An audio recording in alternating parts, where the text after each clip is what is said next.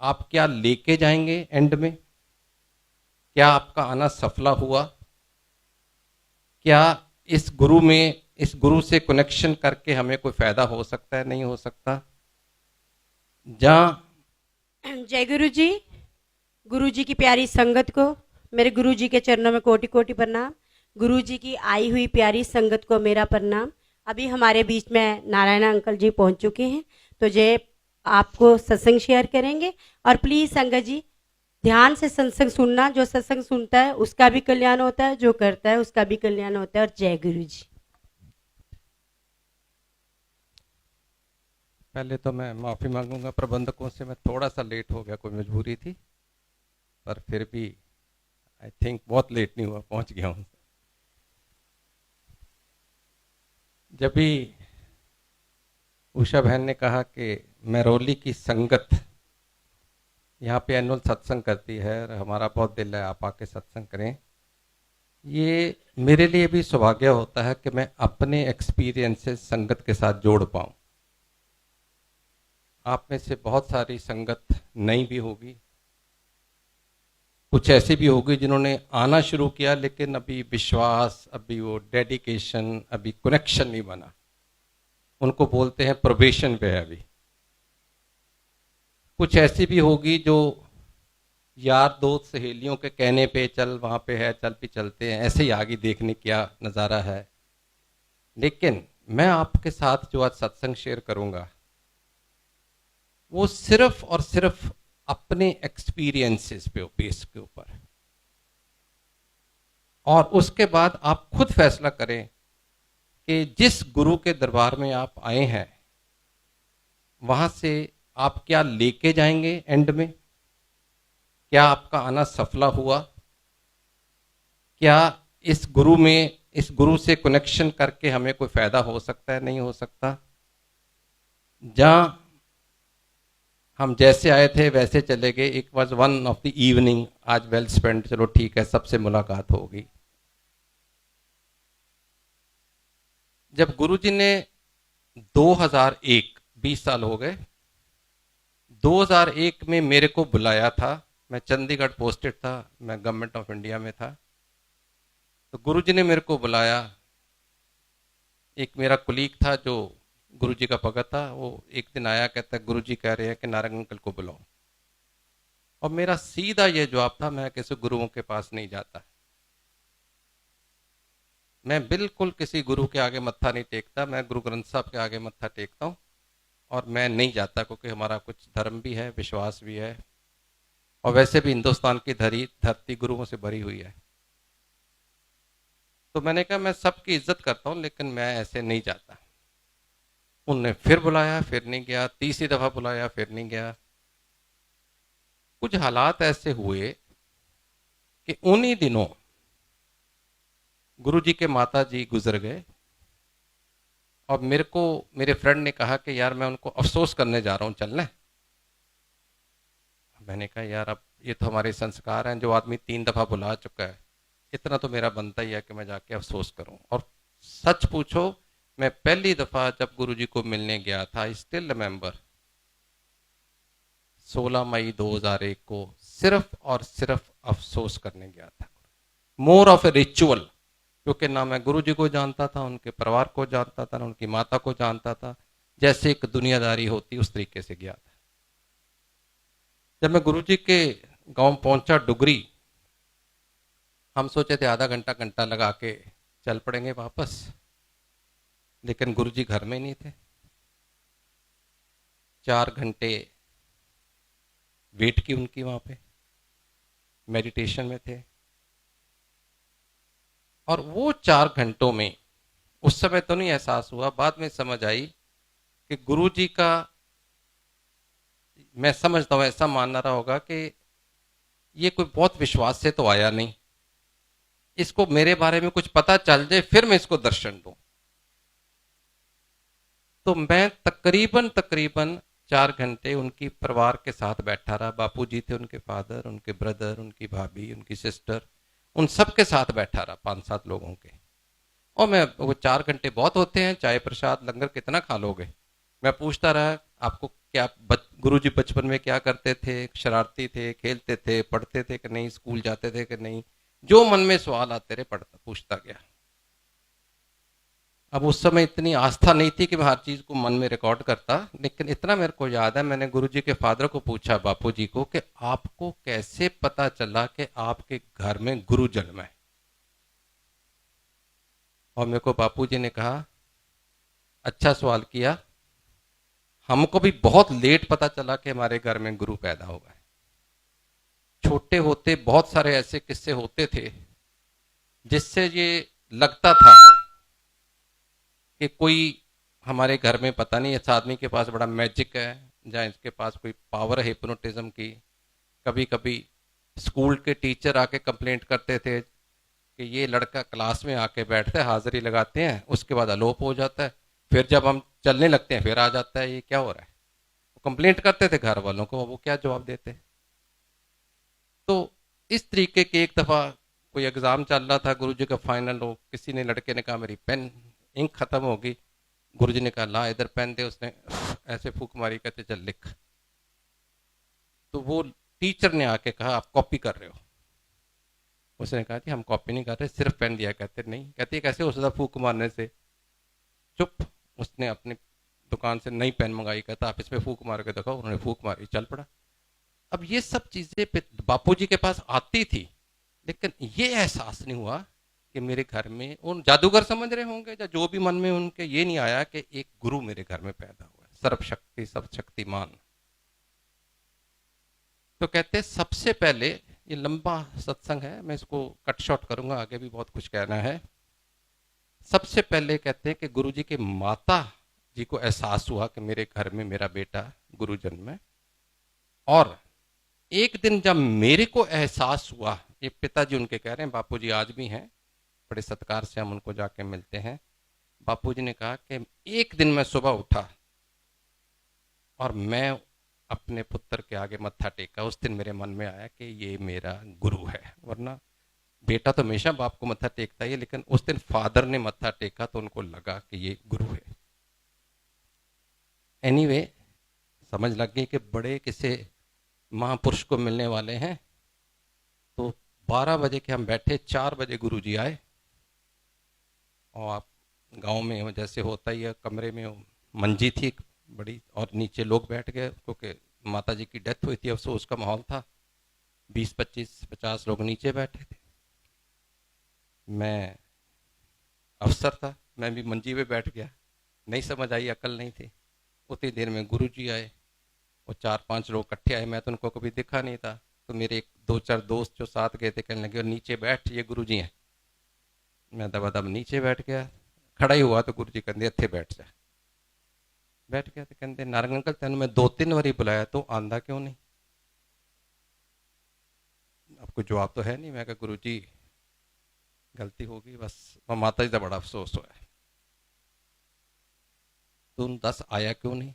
मैं कहा जी जो हुक्म होना सी उदों आना सी, माता जी का बड़ा अफसोस होया। मैं कही जब माता का अफसोस होया, मेरी गल का जवाब ही ना दें। मैं सोचा जां इन्होंने सुनाई नहीं दे रहा, जां इग्नोर कर रहे हैं। कितने कितने पोस्टिंग रही है, किहड़ी किहड़ी थां ते रहे हो, मैं सारा दसदा रहा। एनीवे कर करा के मैनू कहंदे ने कि फलानी फलानी तरीक माता जी का भोग है, जिहड़ा अंतिम अरदास भोग हुंदा है साडे सिस्टम च, ते जरूर आई।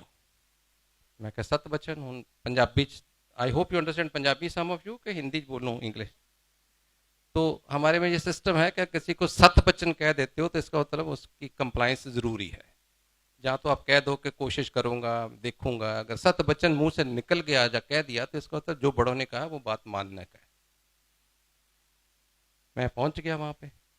जब मैं पहुंचा तो वो गांव में छोटी सी जगह में, जब गुरुजी को 4-5 दिन पहले मिल के आया था, वहां पे तो बड़ा ही नज़ारा, मतलब उन दिनों में भी 8-10 हज़ार की संगत, और बड़े बड़े लोग, और लाल बत्ती की गाड़ियाँ, कोई हेलीकॉप्टर आ रहा है, कोई फलाना उतर रहा है। मैं क्या यार, तो बहुत मानता वाले कोई मन्ने पुन्ने प्रमोश लग रहे हैं।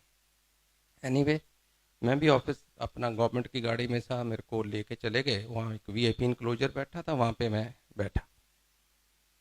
तो भाई हरबंस सिंह कीर्तन कर रहे थे, जिनका आप अक्सर व्याख्या वाले शब्द सुनते हो उनके। तो मेरे मन में ये आया कि गुरुजी थे नहीं अभी, मतलब पंडाल में। मैं कहा अभी गुरुजी आएंगे और सारी संगत उठ के गुरुजी को मत्था टेकना शुरू कर देगी, और गुरु ग्रंथ साहब वो जो हाइपरडेस्टर पे बैठे हुए हैं, उधर किसी का ध्यान नहीं होगा, सब उधर चल जाएंगे। ऐसे मेरे मन में कुछ ख्याल आया, मेरे मन, आई डोंट रिमेम्बर क्या आया, 20 साल पुरानी बात है, पर मेरे को इतना याद है जब भी मेरे मन में ये ख्याल आया, फौरन कीर्तन रोक के अनाउंसमेंट की गई कि अब गुरुजी पंडाल में आ रहे हैं और उनका हुक्म है कि गुरु ग्रंथ साहब की हजूरी में कोई भी गुरुजी को मत्था नहीं टेकेगा, क्योंकि गुरु ग्रंथ साहब जब मौजूद होते हैं वो सुप्रीम होते हैं। एक मेरे मन का सवाल का जवाब मिल गया, अच्छा लगा मेरे को। विचार की धारा कोई ऐसी बड़ी बात नहीं थी। गुरुजी आए, ऐसे मैं बैठा था, इधर आके बैठ गए और आके मेरे को बड़े ही मिस्चीवियस तरीके से स्माइल दी, बताने के लिए कि तेरे सवाल का जवाब मिल गया। मैं कहा हाँ जी। एनीवे, करते कराते उस समय क्योंकि 8-10 हज़ार की संगत थी, गुरुजी प्रसाद खुद हाथ से देते थे, और गुरुजी के कोमल हाथ अगर फोटो में देखो तो ऐसे किसी को देते थे, और वो 2 हाथों में भी नहीं पकड़ पाता था, दोनों हाथ पूरे भर जाते थे, और आपको ऐसे ऐसे खाना पड़ता था क्योंकि शिफ्ट तो कर ही नहीं सकते थे। अब लाइन बड़ी लंबी, मेरा कोई विश्वास नहीं था, मेरे को था वापस चंडीगढ़ जाऊं, तो बहुत लंबी लाइन में मैंने को, मतलब कुदरती बात है जब इतनी लंबा लाइन थी, ये एक अनाउंसमेंट हुई कि दिल्ली वाले बाद में लेंगे लंगर, पहले पंजाब वाले ले लें। तो मैं 50-60 लोग के बीच में जाके थोड़ा जा छुप के, मैं क्या, ना मैं पंजाब का ना दिल्ली का, चंडीगढ़ तो यूनियन टेरिटरी है, मैं निकल जाता हूँ। तो मैं प्रसाद लेने के लिए स्मार्टली भी, चलो चले घर चले, मैं ऐसे 50-60 किलो, किसी को बोल दो जरा मेरे को जल्दी, को ना तो करता नहीं, लाइन में आ गया। ऐसे ऐसे गुरुजी प्रसाद दिए जा रहे हैं, और जब मेरी टर्न आई, कहते आओ नारंग अंकल आ गए लाइन तोड़ के। मैं तो देखता ही रह गया, इन्होंने देखा कहाँ पे मेरे को। उस समय एहसास नहीं हुआ ये कौन है। आज पता है वो शिव हैं, तीसरी आंख से दुनिया देखते हैं, मैं किस बात की मूली हूँ। लेकिन वो उन्होंने जब कहा ना, मैं कह यार इन्होंने पकड़ लिया मेरे को। और फिर जाने के टाइम मेरे को कहते 7 जुलाई को मेरा जन्मदिन है, बड़े मंदिर लेके आई फैमिली नो। सब फिर 7 बच्चे मुंह से निकला। जब मैं 7 जुलाई को 2001 में दिल्ली पहुंचा बड़े मंदिर में, तो मत्था टेका, मैंने कहा मेरी आंटी है, मेरा बेटा है, नाली बिठा लिया पास, 5 मिनट 10 मिनट, बड़ी दुनिया आ रही है। गुरु जी का जन्मदिन बहुत बड़ा सेलिब्रेशन होता है बड़े मंदिर में, शिवरात्रि और जन्मदिन 2 बड़े फंक्शन होते हैं।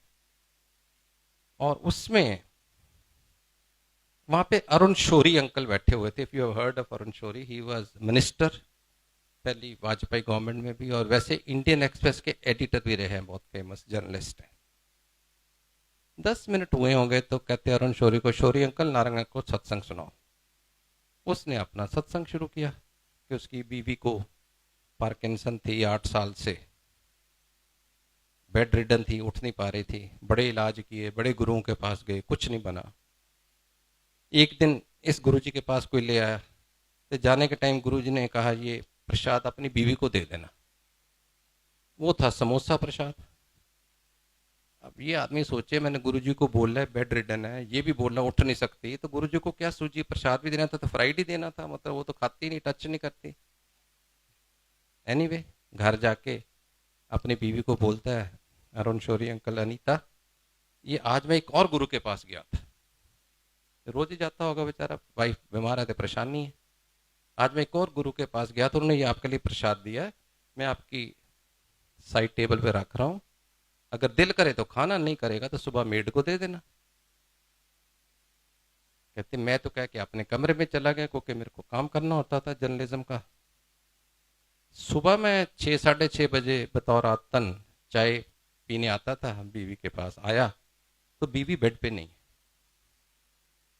तो मैं बड़ा परेशान, मैंने आवाज़ दी अनीता अनीता, और सॉरी, मैंने आवाज़ दी उस नर्स को जो ड्यूटी पे होती है, वो भी नहीं बोली, जहाँ तो ऑफ ड्यूटी होगी, जहाँ कहीं इधर उधर होगी। तो फिर मैंने देखा समोसा भी नहीं है, मैं क्या तो खा गई लगती है। Then I said, Anita, Anita, and she replied from the washroom, don't shout, I am in washroom. समझ नहीं लगी किसके साथ गई, क्योंकि जिसका नर्स की जिसकी ड्यूटी थी वो तो बोल नहीं रही थी।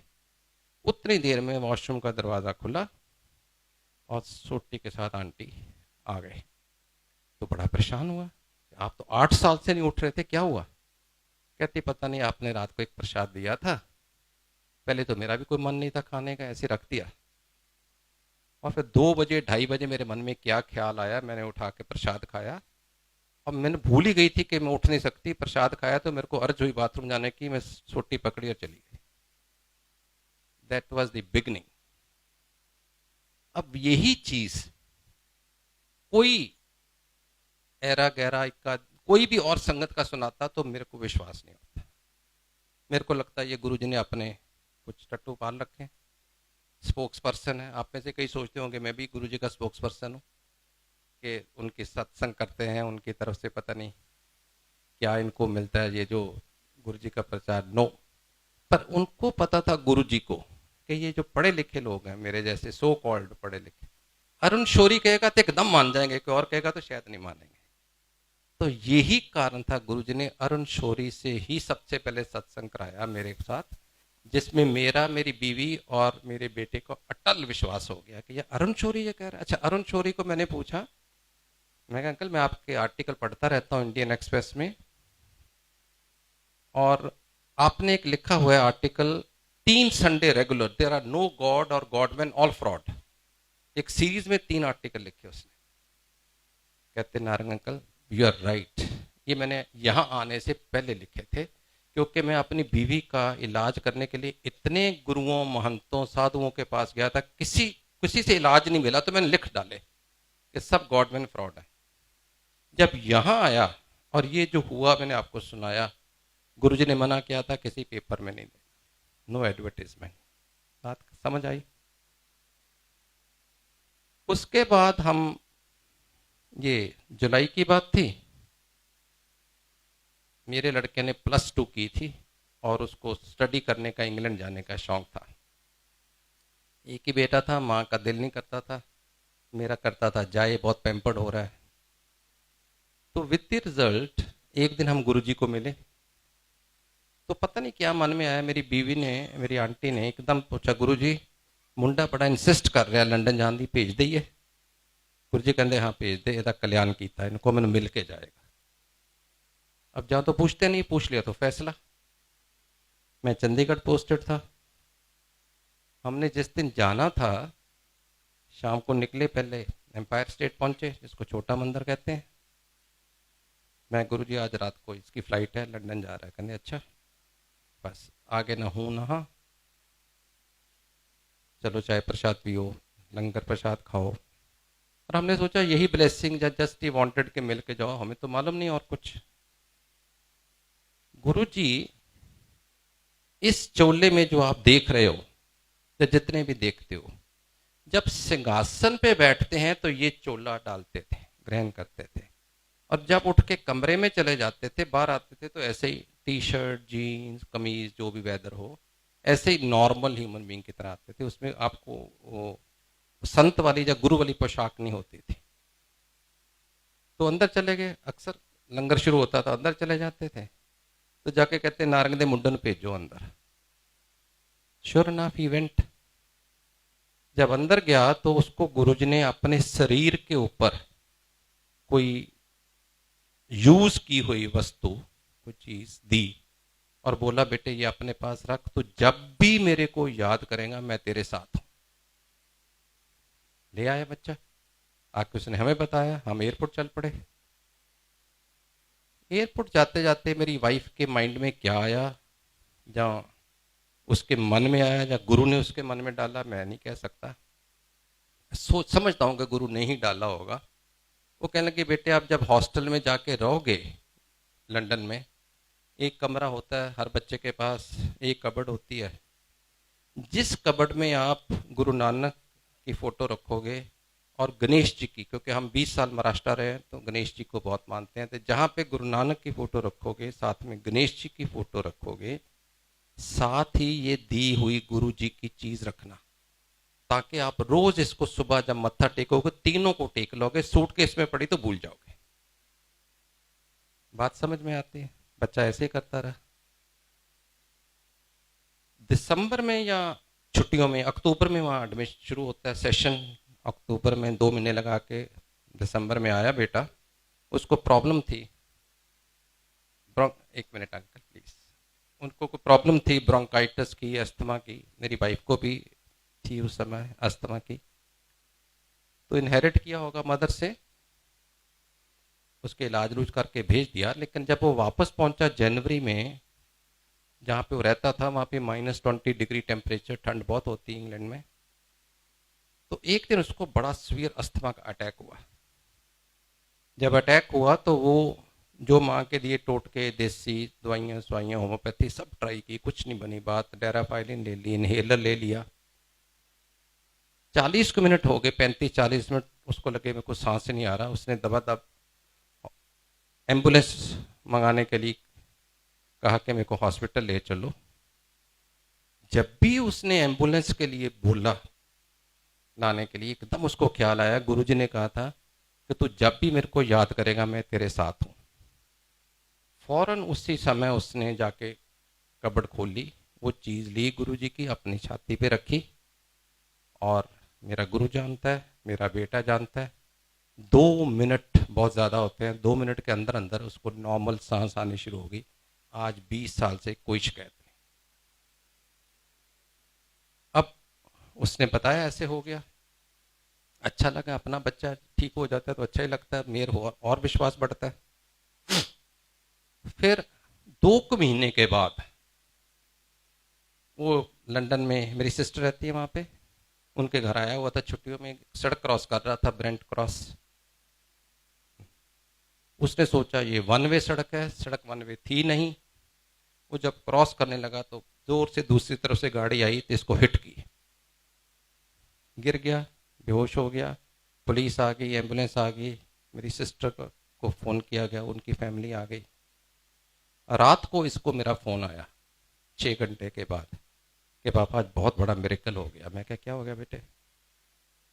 कहते आज जब भी मैं सड़क में देखा कि सामने गाड़ी आ गई और मैं हिट होने लगा हूं, तो मैंने एकदम आंखें बंद करके कहा मैं गुरुजी मैनू बचाओ, क्योंकि 2 महीने पहले गुरु का एक्सपीरियंस देख चुका था, इसे गुरुजी मेरे को बचाओ। कहता पापा उसी समय मैंने आंख बंद ही की तो गुरुजी साक्षात मेरे सामने आए, उठा के मेरे को हाथ से ऐसे सड़क पार कर दी। जो 80 मील की स्पीड पे आई गाड़ी से टकराया, उसको चोट तक नहीं आई, स्क्रैच नहीं आया। मैं क्या बहुत बड़ी बात है।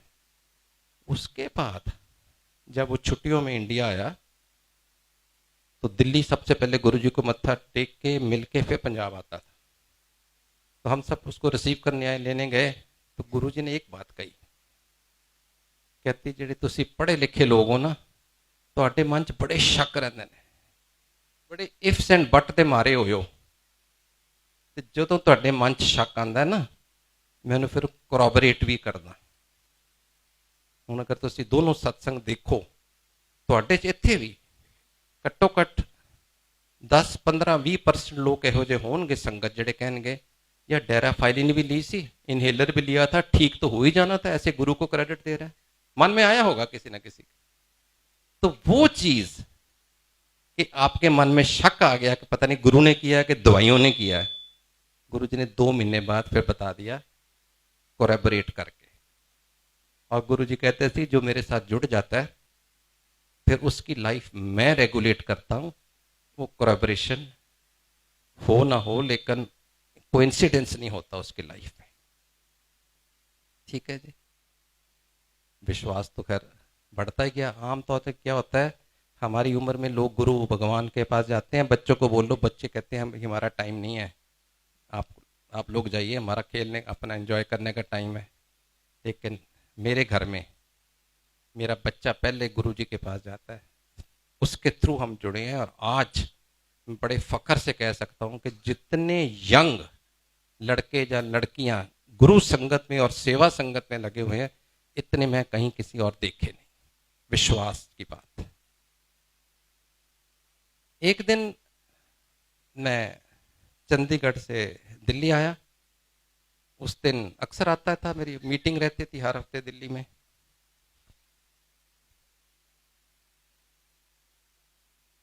मैं दिल्ली आया तो मैं एम्पायर स्टेट चला गया। संगत डे नहीं था गुरुजी, सिर्फ थर्सडे फ्राइडे सैटरडे संडे ही, जैसे आज का दिन है, बाकी 3 दिन नहीं मिलते थे।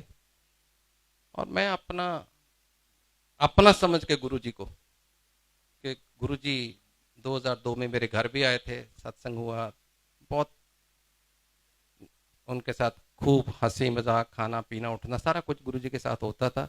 उस समय नहीं समझ आई कि कौन है। तो एक दिन मैं आया तो मैंने जाके एम्पायर स्टेट वहाँ पे घंटी मारी, तो एक सेवादार आया, वो मेरे को जानता नहीं था, मैं भी नया नया था, मेरे को भी नहीं उससे पहचाना। तो कहता है आज तो सत्संग, आज तो संगत डे नहीं है। मैं कहा मेरे को भी मालूम है, मैं चंडीगढ़ से आया हूँ। मैंने पूछा बाई चांस गुरुजी हैं घर में तो मिलता जाऊँ, नहीं है तो ठीक है, कोई मेरी ना तो अपॉइंटमेंट है ना संगत डे है। उसने कहा ठीक है जी। वो जब भी दरवाजा बंद करने लगा, घंटी बजी टेलीफोन की, लैंडलाइन। मेरे को कहता अंकल 1 मिनट। मैं क्या हाँ। वो घंटी फोन सुन के आया, क्या बात हुई मेरे को नहीं पता। वहां कहता आप नारंग अंकल हो? मैं क्या हाँ। गुरु जी का फोन था कि नारंग अंकल गेट पे खड़े हैं और मैं वहां वहां पे गया, उनको वहां भेज दो। कमाल। अब वही बात कि फिर मन में कोइंसिडेंस, शक, और नाल बोले एक टिवाना आंटी पटियाला से आई हैं और एम्पायर स्टेट गेट में एंटर कर चुकी हैं, 2 मिनट में पहुंच जाएगी, नारंग अंकल बोलो उसको साथ लेके आए। 2 मिनट बाद एक आंटी आई। मैं क्या आप टिवाना आंटी हो? कहती आप लोग, मेरा नाम किसने बताया? मैं क्या गुरु जी ने बताया। हम दोनों वहां गए। गुरु जी 15-20 की संगत लेके किसी के घर गए हुए थे। और गुरु जी के टाइम, जैसे 3 घंटे 2 घंटे के सत्संग में बैठे हो तो कभी ठंडे का टाइम होता है गर्मियों में, कभी गर्म का टाइम होता है, एक सिल्वर ग्लास में कवर होके चीज गुरु जी को पीने के लिए आती थी। कभी जूस होता था, कभी नारियल पानी, कभी कुछ कभी कुछ। और गुरु जी 2-4 घूंट पी के ना कभी कभी किसी को कहते थे अल्हम्दुलिल्लाह। अब जब तक विश्वास नहीं जागा तब तक मन में ये आता था यार ये कैसा गुरु है, अपनी झूठी चीज किसी को दे रहा है। जब विश्वास जाग गया तो लगा गुरु जी कब सुच्ची करके मेरे को देंगे। सिर्फ फर्क कितना सोच में आ जाता है। तो जब उनके घर में गए तो वहां पे भी वो गिलास में उनके लिए कुछ पीने को आया। मैंने सोचा आज तो बहुत संगत नहीं है, थोड़े से लोग हैं, शायद मेरा दाल लग जाए। और मैं गुरु जी को अरदास कर रहा हूँ, गुरु जी आज सुच्चा करके मेरे को दो। उन्होंने संगत को बोला जाओ लंगर करो। मैं उनके पाँव दबा रहा था। मैं पाँव दबा रहा था तो ध्यान उधर ही था, अभी अब कभी देंगे, गिलास दे ही नहीं रहे गुरु जी। फिर 1 घूंट लें, 2 घूंट लें, 5 लें, मतलब इतना। मैं क्या आज तो गुरु जी ने खुद ही पी जाना सारा, देना नहीं किसी को। सोचता रहा। एनीवे मैं पाँव दबा रहा था। फिर ऊपर भी देखता था, जब ऊपर देखा तो गुरु जी कहते की सोचता पे? मैं कुछ नहीं, अल्लाह पी ला। मैंने जब लिया तो वो अभी भी आधे से ऊपर था। तो गुरु जी ऐसे मेरे साथ ड्रामा कर रहे थे।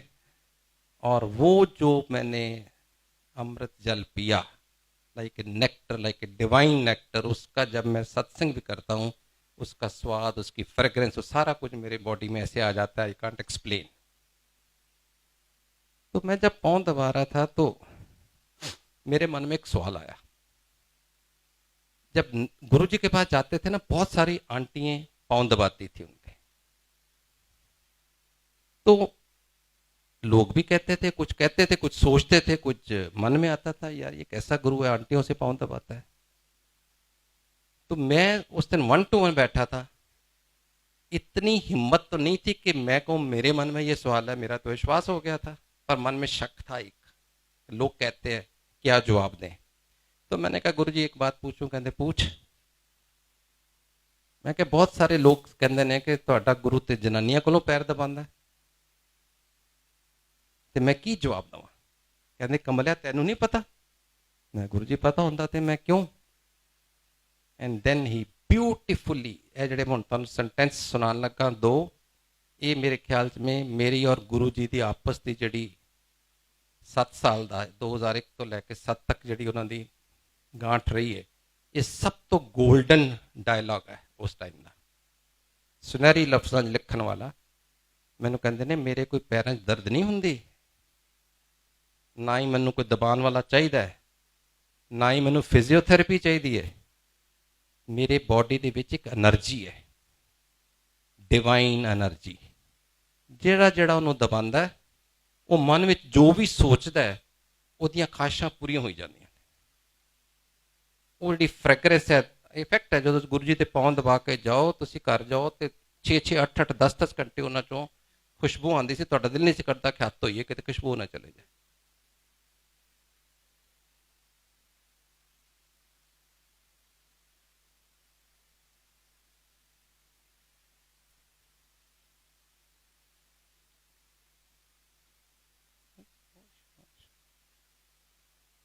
ਤੋ ਉਹ ਕਹਿੰਦੇ ਸੀ ਮੈਨੂੰ ਕੋਈ ਦਰਦ ਨਹੀਂ ਹੁੰਦੀ, ਕੋਈ ਮੇਰੀ ਫਿਜ਼ੀਓਥੈਰੇਪੀ ਨਹੀਂ, ਲੇਕਿਨ ਜਿਹੜੀਆਂ ਖਾਸ਼ਾਂ ਕਿਸੇ ਦੇ ਮਨ 'ਚ ਹੁੰਦੀਆਂ ਨੇ ਨਾ, ਉਹ ਪੂਰੀਆਂ ਹੁੰਦੀਆਂ ਜਾਂਦੀਆਂ ਨੇ ਜਦੋਂ ਮੈਂ ਦਬਾਉਂਦਾ। ਇਸ ਕਰਕੇ ਮੈਂ ਲੋਕਾਂ ਨੂੰ ਮੌਕਾ ਦੇਣਾ।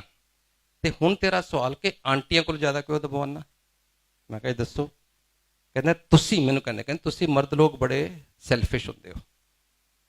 ਤੋ ਜਦੋਂ ਗੁਰੂ ਦੇ ਪੈਰ ਦਬਾਉਣ ਆਉਂਦੇ ਹੋ ਨਾ, ਲੱਤਾਂ ਦਬਾਉਣ ਆਉਂਦੇ ਹੋ, ਸਭ ਤੋਂ ਪਹਿਲੇ ਸੋਚਦੇ ਹੋ ਗੁਰੂ ਜੀ ਮੇਰੀ ਤਰੱਕੀ ਹੋ ਜਾਏ, ਮੇਰਾ ਬਿਜ਼ਨਸ ਵੱਧ ਜਾਏ, ਮੇਰੀ ਗੱਡੀ ਮਰਸੀਡੀਜ਼ ਹੋ ਜਾਏ, ਮੇਰੀ ਕੋਠੀ ਹੋ ਜਾਏ। ਆਪਣੇ ਲਈ ਮੰਗੀ ਜਾਂਦੇ ਹੋ। ਕਹਿੰਦੇ ਮੈਂ ਤਾਂ ਤੁਹਾਨੂੰ ਕਿਹਾ ਮੇਰੀ એનર્ਜੀ ਵਾਈਬ੍ਰੇਟ ਹੁੰਦੀ ਹੈ, ਪਾਸ ਔਨ ਹੁੰਦੀ ਹੈ, ਤੁਹਾਡੀਆਂ ਖਾਹਿਸ਼ਾਂ ਪੂਰੀ ਹੋਣਗੀਆਂ। ਜਦੋਂ ਆਂਟੀਆਂ ਪੈਰ ਦਬਾਉਣ ਆਉਂਦੀਆਂ ਨੇ ਨਾ, ਉਹ ਸਭ ਤੋਂ ਪਹਿਲੇ ਆਪਣੇ ਬੱਚਿਆਂ ਦਾ ਸੁੱਖ ਮੰਗਦੀਆਂ ਨੇ, ਆਪਣੇ ਭੈਣਾਂ ਭਰਾਵਾਂ ਦਾ ਸੁੱਖ ਮੰਗਦੀਆਂ ਨੇ, ਆਪਣੇ ਮਾਪਿਆਂ ਦਾ ਸੁੱਖ ਮੰਗਦੀਆਂ ਨੇ, ਆਪਣੇ ਸਹੁਰੇ ਘਰ ਸਭ ਦਾ ਸੁੱਖ ਮੰਗਦੀਆਂ ਨੇ, ਫਿਰ ਆਪਣਾ ਸੁੱਖ ਮੰਗਦੀਆਂ ਨੇ। ਜੇ ਇੱਕ ਆਂਟੀ ਮੇਰੀ ਲੱਤਾਂ ਦਬਾਉਣ 'ਚ 10 ਮਿੰਟ ਵਿੱਚ 10 ਬੰਦਿਆਂ ਲਈ ਸੁੱਖ ਮੰਗਦੀ ਹੈ, ਤੇ ਮੈਂ ਉਹਨੂੰ ਪਹਿਲੇ ਦੇਵਾਂ ਕਿ ਇੱਕ ਬੰਦਾ ਇੱਕ ਲਈ ਮੰਗ ਰਿਹਾ ਉਹਨੂੰ ਦੇਵਾਂ? ਮੈਂ ਤੇ ਇੱਕਦਮ ਮਤਲਬ ਇੰਝ ਲੱਗੇ ਜੀ ਜੇ ਪਾਣੀ ਹੋਵੇ ਤਾਂ ਡੁੱਬ ਮਰਾਂ ਕਿ ਮੈਂ ਸਵਾਲ ਪੁੱਛਿਆ ਕਿਉਂ। ਇਹ ਚੀਜ਼ ਨਹੀਂ ਮੰਨ ਜਾਂਦੇ, ਕਹਿਣ ਵਾਲੇ ਬੜੇ ਕਹਿੰਦੇ ਨੇ। ਔਰ ਇਹਦਾ ਸਤਸੰਗ ਕੰਪਲੀਟ ਉਦੋਂ ਹੋਇਆ ਜਦੋਂ ਸਾਡੇ ਗੁੜਗਾਉਂ ਦੇ ਵਿੱਚ ਇੱਕ ਸਤਸੰਗ ਹੁੰਦਾ ਹਰ ਮਹੀਨੇ, ਮੈਂ ਉੱਥੇ ਕਰ ਰਿਹਾ ਸੀ ਅੱਜ ਤੋਂ ਸਾਲ ਕੇ 2 ਸਾਲ ਪਹਿਲੇ। ਉੱਥੇ ਇੱਕ ਆਦਮੀ ਅਬਾਊਟ 70 ਸਾਲ ਦੇ ਹੋਣਗੇ, ਰਿਟਾਇਰਡ ਫੌਜੀ, ਉਹ ਖੜੇ ਹੋ ਗਏ, ਕਹਿੰਦੇ ਮੈਂ 2 ਮਿੰਟ ਕੁਝ ਗੱਲ ਕਰਨਾ ਚਾਹੁੰਦਾ। ਮੈਂ ਜੀ ਸਦਕੇ, ਸਾਰੇ ਨੇ ਕਿਹਾ ਸਤਸੰਗ ਹੈ ਕਰੋ। ਕਹਿੰਦੇ ਮੈਂ ਆਪਣੀ ਪੋਸਟਿੰਗ ਦੇ ਦੌਰਾਨ ਇੱਕ ਵਾਰੀ ਅੰਬਾਲੇ ਗਿਆ ਤੇ ਮੇਰੀ ਕੁੜੀ ਨਵੀਂ ਮੈਰਿਡ ਸੀ ਤੇ ਗੁਰੂ ਜੀ ਕੋਲ ਉੱਥੇ ਬੈਠੀ ਹੋਈ ਸੀ, ਮੈਨੂੰ ਲੈ ਕੇ ਸ਼ਾਮੀ। ਤੇ ਮੈਂ ਠੀਕ ਹੈ, ਕਹਿੰਦੇ ਉਸ ਤੋਂ ਬਾਅਦ ਗੁਰੂ ਜੀ ਨੇ ਜਦੋਂ ਲੱਤਾਂ ਦਬਾਉਣੀਆਂ ਸ਼ੁਰੂ ਕੀਤੀਆਂ, ਇੱਕ ਕੁੜੀ ਉੱਠੀ, ਫਿਰ ਦੂਜੀ ਉੱਠੀ, ਤੇ ਮੈਂ ਘਰ ਜਾ ਕੇ ਆਪਣੀ ਕੁੜੀ ਨੂੰ ਕਿਹਾ ਖਬਰਦਾਰ ਜੇ ਇਸ ਗੁਰੂ ਕੋਲ ਗਿਆ ਤੇ ਇਹ ਤੇ ਬਹੁਤ ਤਮਾਸ਼ਬੀਨ ਹੈ, ਇਹ ਤੇ ਲੱਤਾਂ ਦਬਾਉਂਦਾ ਲੇਡੀਜ਼ ਕੋਲੋਂ, ਬਿਲਕੁਲ ਨਹੀਂ ਜਾਣਾ। ਉਹਨੇ ਹਾਂਜੀ ਕਹਿਤਾ, ਲੇਕਿਨ ਉਹਦਾ ਵਿਸ਼ਵਾਸ ਸੀ, ਕਰਦੀ ਰਹੀ, ਜਾਂਦੀ ਰਹੀ, ਗੱਲ ਖਤਮ ਹੋ ਗਈ। ਪੁਰਾਣੀ ਗੱਲ।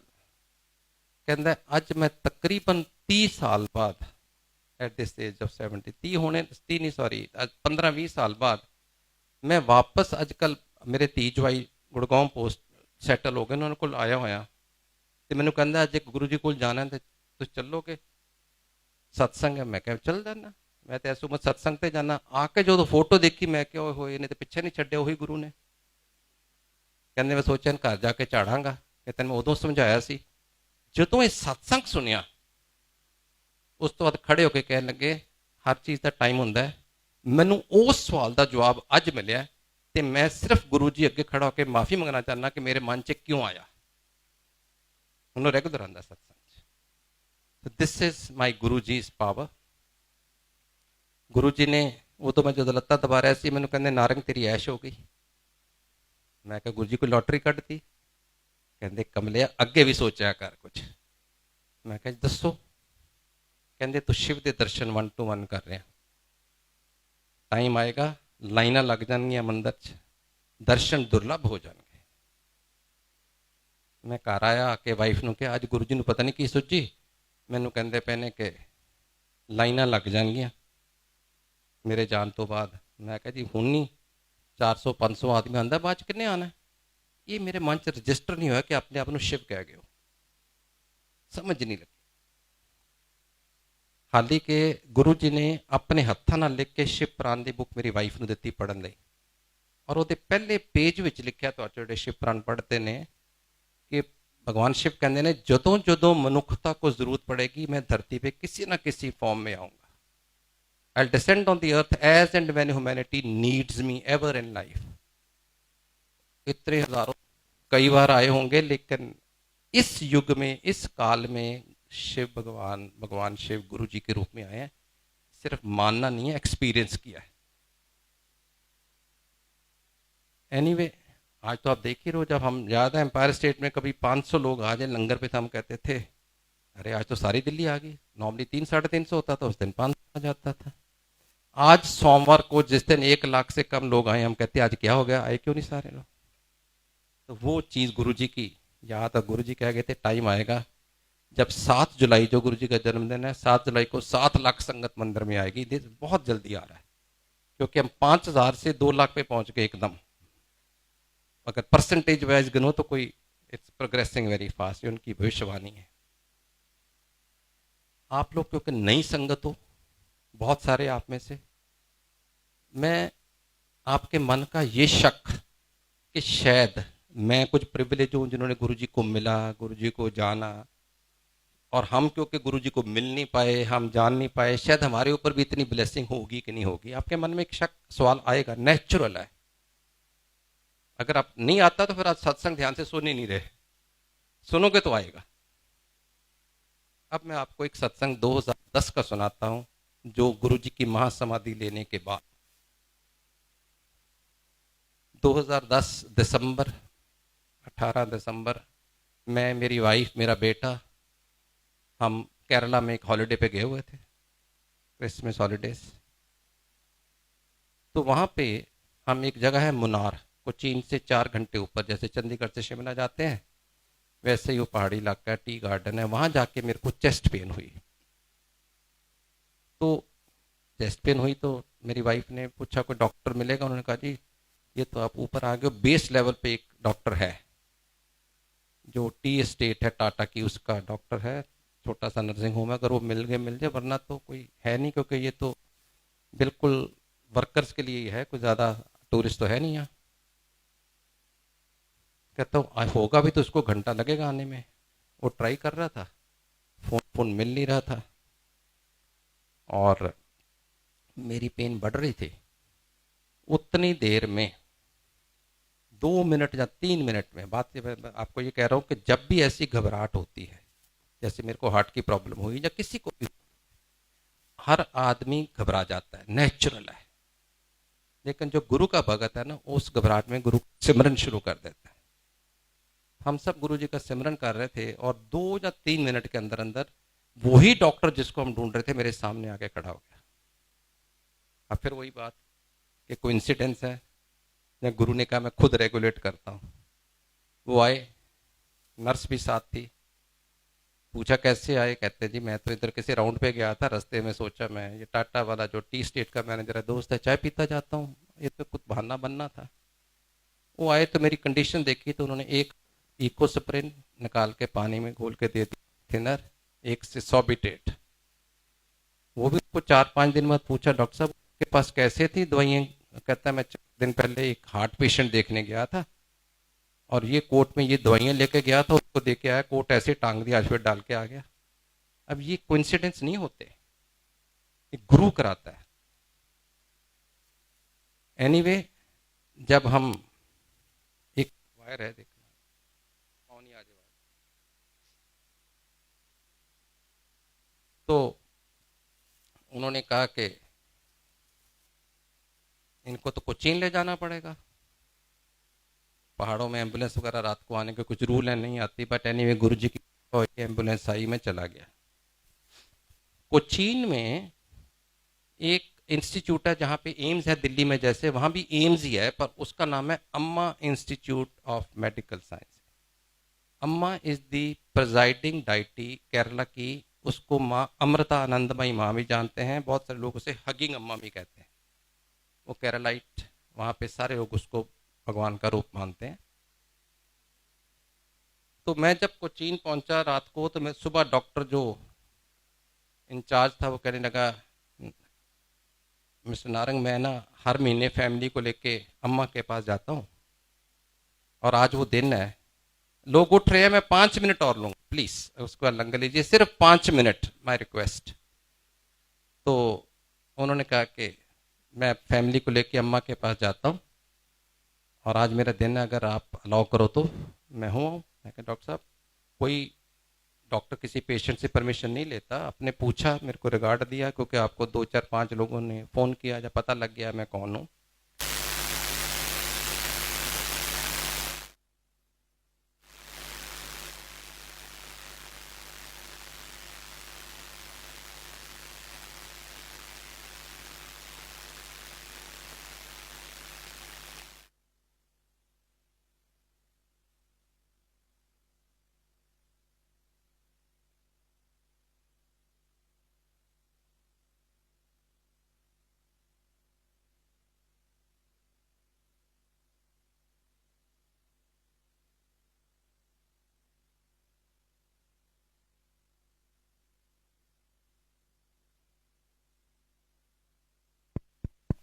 सॉरी।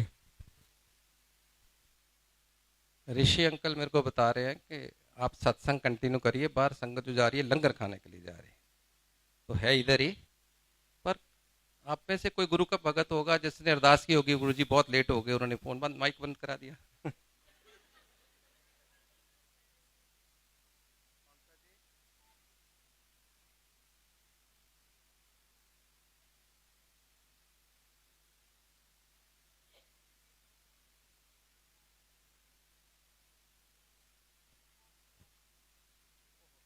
सत्संग का नहीं है, वो घर में आए थे गुरु जी। हाँ, ठीक।